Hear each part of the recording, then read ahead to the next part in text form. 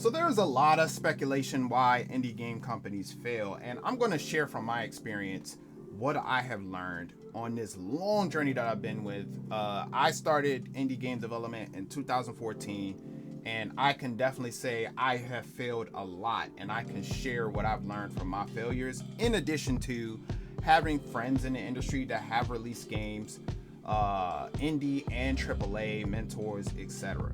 So why indie game companies fail? The first reason why from my experience, is that indie game companies fail for not having the systems and structures in place.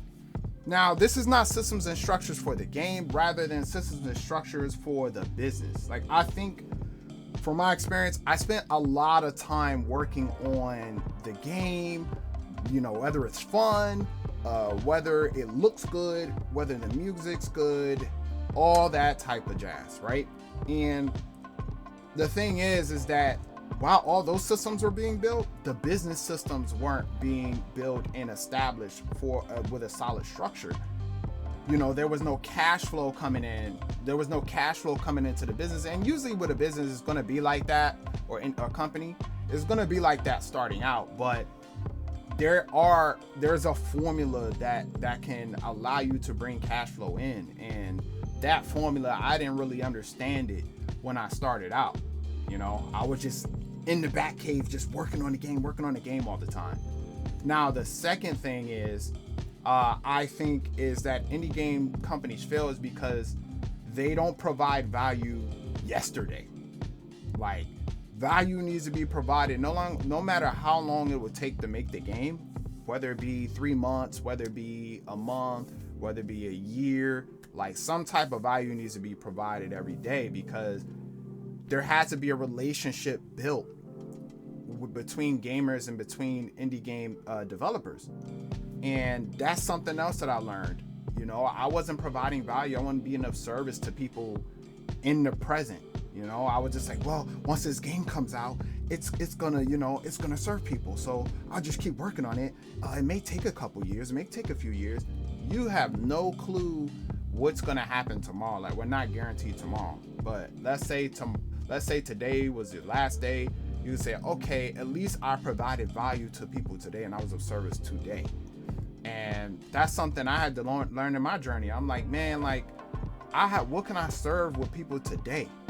I've had people tell me that I should work on a small mobile project and then release that in like 3 months.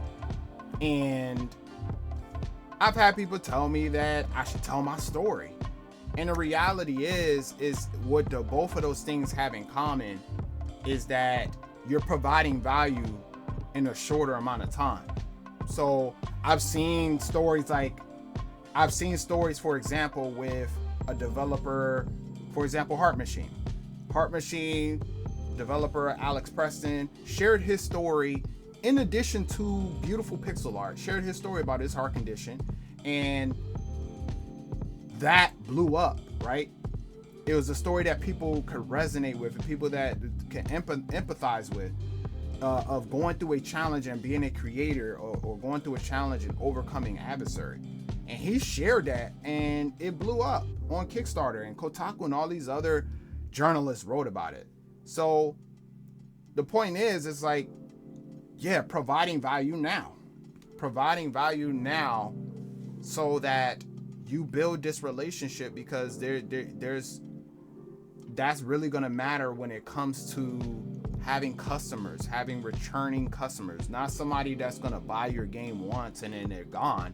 Somebody that's really going to have a relationship with you is like, yo, I really vibe with this developer because they're real. Like, they share their real life story, and they help me in my life story. That right there is another core reason. Like, those are the two biggest reasons why I think indie game companies fail. Another thing is that failure is a part of the process. For me, in my experience, I had to go through all of those failures to realize, like, this is what's important. I think that is the third thing that is probably the most important. That's what games teach all of us. Games teach us okay, the game over screen or the continue screen does not mean it's over. You get to turn the game on and try again. You get to, okay, you got to start the level all over. What did you learn that will prevent you from having to start the level over again? I think that's something that is the biggest thing that is beautiful about games, that people, especially non-gamers, and the stigma about how games are a waste of time or whatever.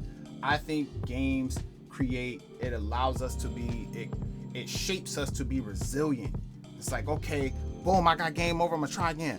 Boom, oh man, I lost against this boss, I'm gonna try again. Usually gamers don't say, okay, I'm done with this game, I'm gonna trade it in. Like most gamers I know, they keep trying until they get it right. So failure is a big part, and that's why I can share this part of my journey and share the experience that I've had of why indie game companies fail. Because for me, our game company is not booming yet. Our game company is not bringing in crazy cash flow yet. But I know what I did from what I failed, from those failures. I've fought those bosses. I've played those levels and chapters in my journey of this game of life. And from all of that experience, I'm like, okay, I won't do that again. Okay, I won't spend money on that again.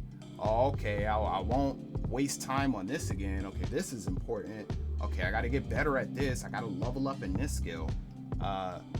All of that, y'all, is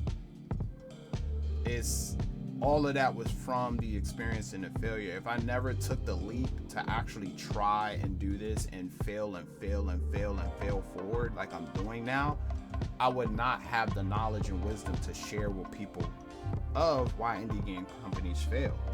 You know, so that is another thing that is a third reason why that I think indie game companies fail, is not really embracing that failure and taking those failures and adapting and adjusting.